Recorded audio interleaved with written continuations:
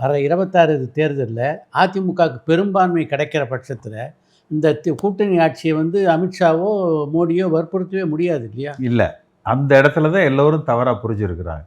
என்னுடைய புரிதலும் எனக்கு கிடைத்த தகவலும் அதிமுக பெரும்பான்மையே பெற்றாலும் கூட பாஜக சார்பாக 2 அமைச்சர்கள் அந்த அமைச்சரவையில் பங்கேற்பார்கள் என்பது அமித்ஷா அவர்களது முடிவு.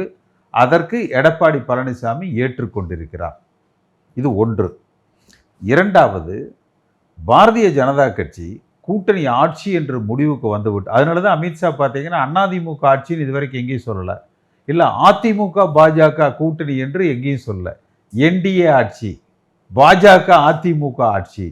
நீங்கள் அவர்களது பாஜகவினுடைய நடைமுறைகள் இந்திய அளவில் பார்த்தீங்கன்னா 17 மாநிலங்களில் முதல்ல ஒரு கட்சியோட கூட்டணி வைப்பாங்க, சிறு பங்குதாரராக இருப்பாங்க, அடுத்த முறை கூட்டணி ஆட்சியும்பாங்க, 3வது தேர்தல் அவர்கள் ஆட்சி அமைத்து விடுவார்கள்.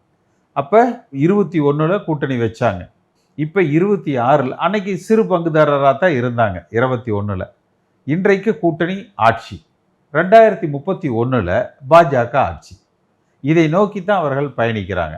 அதற்கு ஏற்றவாறு அவங்க என்ன பண்ணியிருக்காங்கன்னா, அதிமுகவில் பல குழுக்களாக பல கூறுகளாக உடைத்து வைத்திருக்கிறார்கள். ஏற்கனவே சிலதை உடைச்சிட்டாங்க, இன்னும் சிலதை அவங்க கட்டுப்பாட்டுக்குள்ளே வச்சுருக்கிறாங்க. இப்போ வேலுமணி எல்லாம் கிட்டத்தட்ட அவர் ஆர்எஸ்எஸ்காரர்.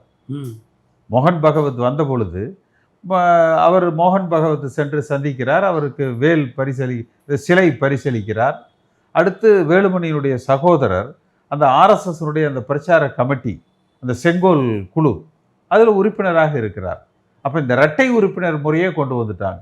இந்த டியூவல் சிட்டிசன் சொல்லுவாங்க, 2 நாடுகளில் இந்த என்ஆர்ஐஸு கொடுப்பாங்க.